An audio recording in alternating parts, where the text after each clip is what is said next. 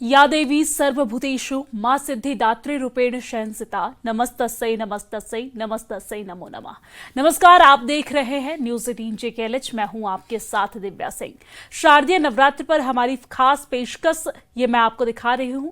आपको बता दूं कि नवरात्र के पर्व पर हम आपको हर दिन माता के हर स्वरूप की महिमा और उनके महत्व, पूजा की विधि बताते हैं और ये भी बताते हैं कि किन उपायों से आपको लाभ मिलेगा और क्या करने पर माता दुर्गा प्रसन्न होंगी।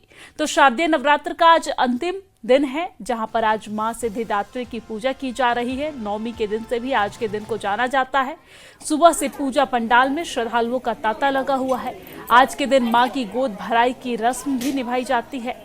आपको बता दें कि श्रद्धालु कतार में लगकर माता दुर्गा से सुख, शांति और समृद्धि की कामना कर रहे हैं। तो आप देख सकते हैं मंदिरों में भीड़ है और आज माता सिद्धिदात्री की पूजा अर्चना होती है। आज नवरात्र का आखिरी और 9वें दिन है। आप देख सकते हैं मंदिरों में भीड़ है। श्रद्धालु यहाँ पर पहुंच रहे हैं पूजा अर्चना के लिए। खासतौर पर महिलाएं, आप देख सकते हैं तस्वीरों में किस तरीके से महिलाएं यहाँ पर आज के दिन विशेष गोद भराई का रस्म होता है।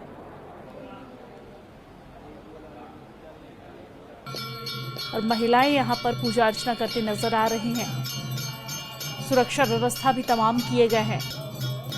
श्रद्धालुओं के संख्या को देखते हुए यहाँ पर सुरक्षा के तमाम इंतजाम किए गए हैं। आज मां सिद्धिदात्री की पूजा अर्चना हो रही है। पूरे देश भर में नवरात्रि के 9वें दिन धूम देखने को मिल रही है, जहां पर मां सिद्धिदात्री की पूजा अर्चना चल रही है। भक्त पहुंच रहे हैं माता की पूजा के लिए। मंदिरों में भारी भीड़ देखने को मिल रही है।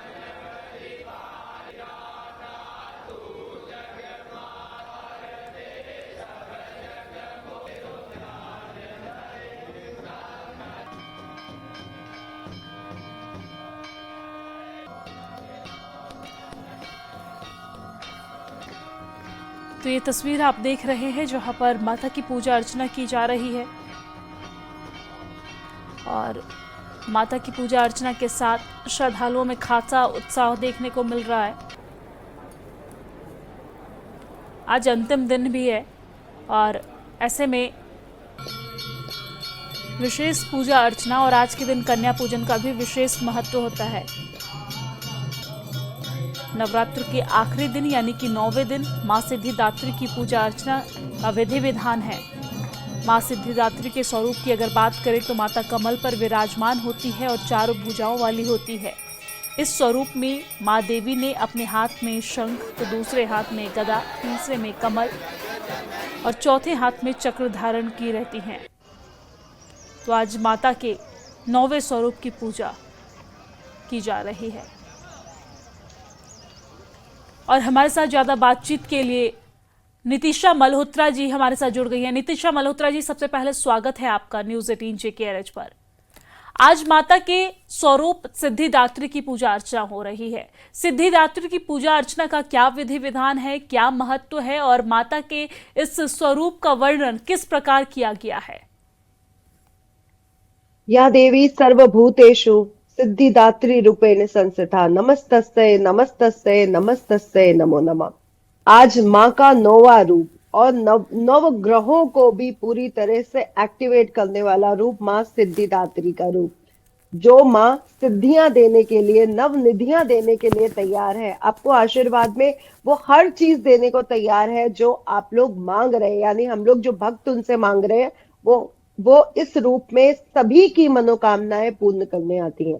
माँ का ये 9वां रूप इतना ज्यादा पावरफुल है कि अब वो साधना की जो ऊर्जा है, जो हम लोगों ने 9 दिनों तक जो साधनाएं की हैं, वो ऊर्जा का आशीर्वाद अब हमें प्राप्त हो सकता है।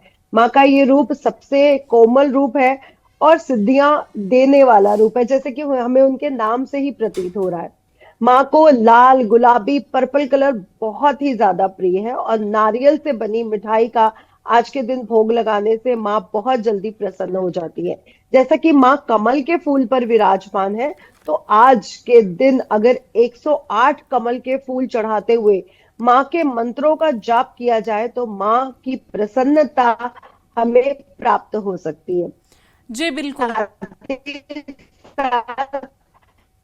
आज के दिन कन्या पूजन होता है।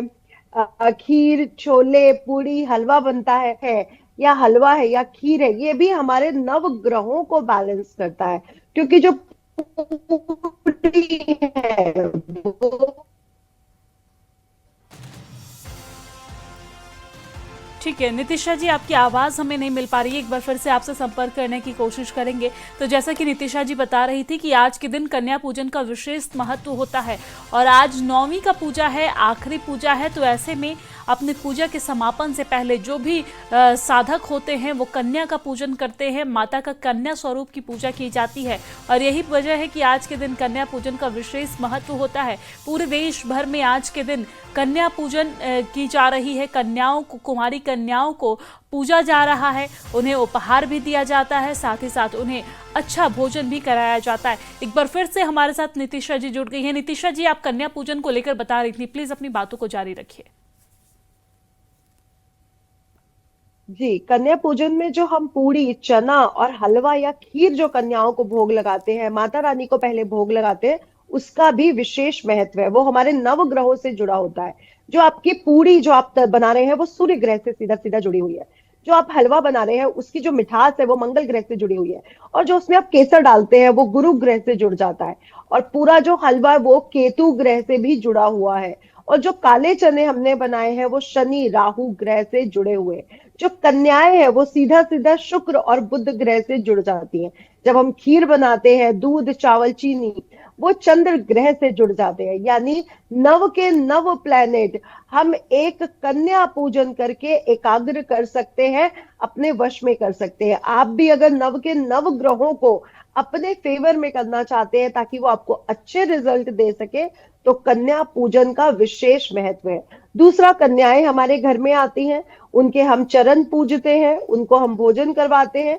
उससे हमारे जीवन में विद्या, धन, सुख, समृद्धि की प्राप्ति होती है। तो माँ के आशीर्वाद से हमें वो हर चीज मिल सकती है जो हम प्राप्त करना चाहते हैं। कन्याएं, जब छोटी कन्याएं हमारे घर आती हैं तो उनका कॉन्फिडेंस बढ़ता है, आत्मविश्वास बढ़ता है।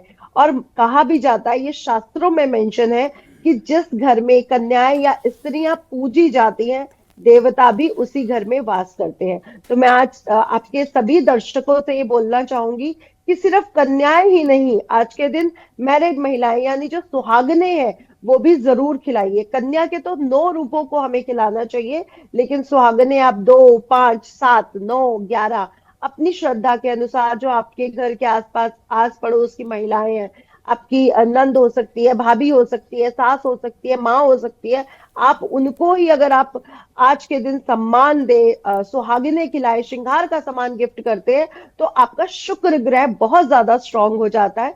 और जिनको धन वैभव की कमी है उनके जीवन में धन और वैभव को भी ला सकता है।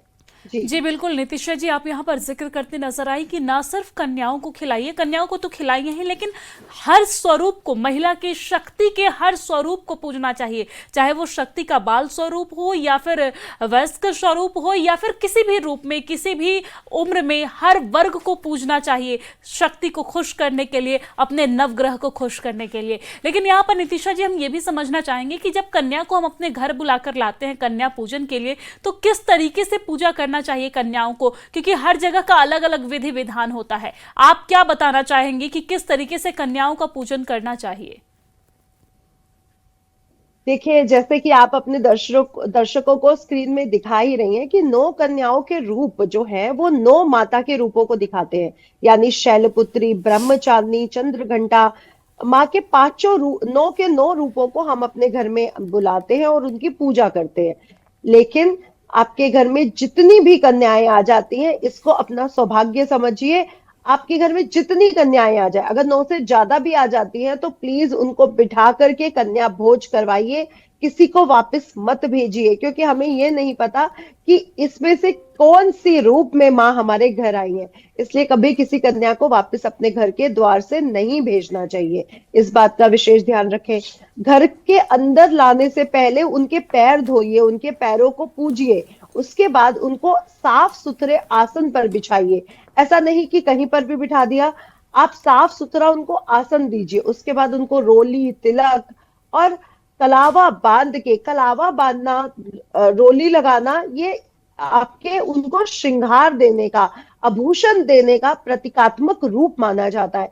जब आप उनके हाथ में कलावा बांधते हैं तो उनके उनको वस्त्र देकर हम उनको अभिषेक करते हैं। उसके उपरांत उनको जो भी आपने हलवा पूरी चने बनाए हैं वो भोजन स्वरूप में दीजिए। ऋतु फल देना बिल्कुल भी मत भूलिए, ऋतु फल आप लोग जरूर दीजिए।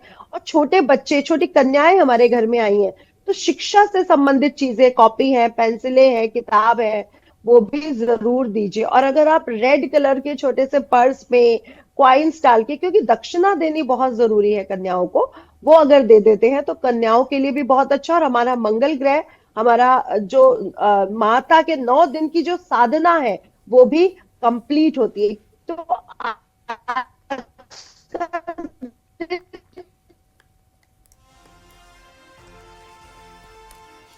तो आज के दिन विशेष महत्व होता है कन्या पूजन का, जैसे कि हमारे अतिथि, हमारी गेस्ट नितिशा जी बता रही थी कि किस तरीके से कन्याओं का पूजा करना चाहिए, किस तरीके से किन किन चीज़ों का क्या महत्व है। उन्होंने किस तरीके से पूरी को सूर्य से जोड़ा, साथ ही साथ खीर को आपने देखा कि चंद्रमा का संकेत बताया, क्योंकि खीर में चावल के साथ साथ वो उजला होता है, वाइट कलर का होता है, तो उससे कहीं ना कहीं चंद्रमा का जो जुड़ाव होता है ये होता है। काले चने से शनि को जोड़ा, यानी कि नवग्रह को मजबूत करने के लिए हिंदू धर्म में जो तमाम चीज़ें होती है, हर छोटी छोटी चीज़ आपके ग्रह से जुड़ी होती है और साथ ही साथ विज्ञान से जुड़ा होता है। तो आज के दिन जो हलवा पूड़ी और चना खीर होता है उसका भी नवग्रह से विशेष एक जुड़ाव होता है, विशेष एक जो ताल्लुकात होता है। एक बार फिर से हमारे साथ नितिशा जी जुड़ गई हैं। नितिशा जी, अपनी बातों को जारी रखिए। जी, तो आज का जो शुभ मुहूर्त है, जिस समय हम कन्या भोज करवा सकते हैं, वो सुबह 5:01 से 6:14 तक है। दूसरा विशेष मुहूर्त 9 बजे से आरंभ हो रहा है और 11:57 पर यानी 11:57 तक रहने वाला है। इसके उपरांत 12:45 से तीसरा मुहूर्त शुरू हो रहा है, जो 2:22 तक रहने वाला है। तो जो विशेष मुहूर्त है वो 9 बजे से शुरू होकर के 11:57 तक रहने वाला है। अगर आप कन्या पूजन करना चाहते हैं तो ये बहुत ज्यादा विशेष मुहूर्त है। और आज के दिन सर्वार्थ सिद्ध योग, रवि योग होने के कारण आज का दिन और भी ज्यादा विशेष हो जाता है। तो माँ को आज एक नारियल लीजिए, उसके ऊपर कलावा बांधिए, आपकी जो भी परेशानी है, जो भी आपकी मनोकामना है, उसको बोलते हुए माँ को वो नारियल समर्पित कीजिए। आपकी वो हर मनोकामना पूर्ण होगी जो बहुत टाइम से अटकी हुई है। माँ सिद्धिदात्री आई ही है आपको आशीर्वाद देने, सिद्धियां देने, आपने जो भी साधना की है उसका आशीर्वाद देने के लिए।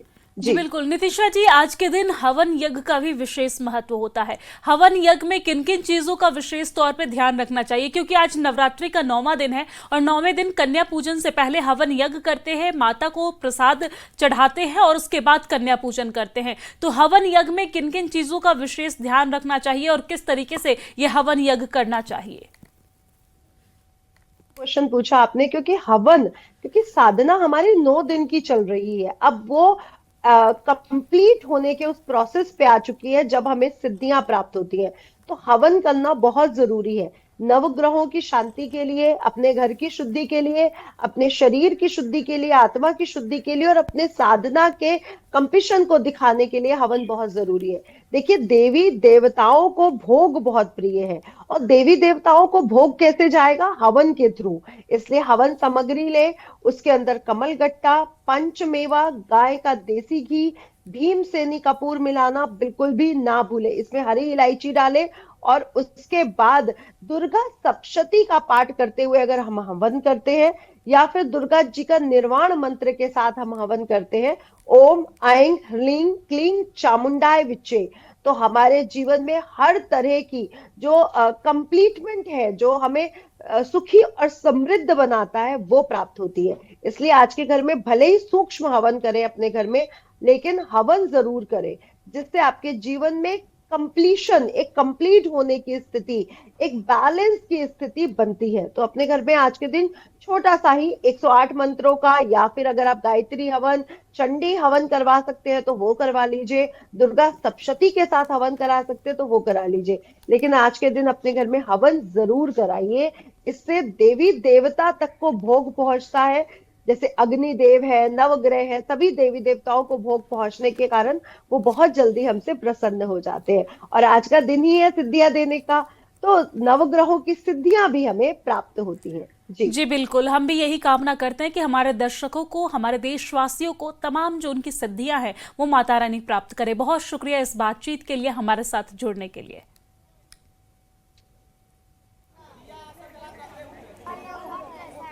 तो महानवमी है आज, और महानवमी के मौके पर श्रद्धालु मंदिर पहुंच रहे हैं। माता रानी की पूजा अर्चना की जा रही है। आज माता के सिद्धिदात्री स्वरूप की पूजा अर्चना हो रही है। माँ सिद्धिदात्री, ये 9 दिनों में आपने जो पूजा किया है, आपकी जो मनोकामनाएं हैं उसे सिद्ध करने के लिए धरती पर आती हैं। तो आज के दिन का विशेष महत्व होता है। माता आपको सिद्धि देने के लिए आती हैं, और इसलिए माता के स्वरूप को सिद्धिदात्री के रूप से, उनके नाम से भी जाना जाता है।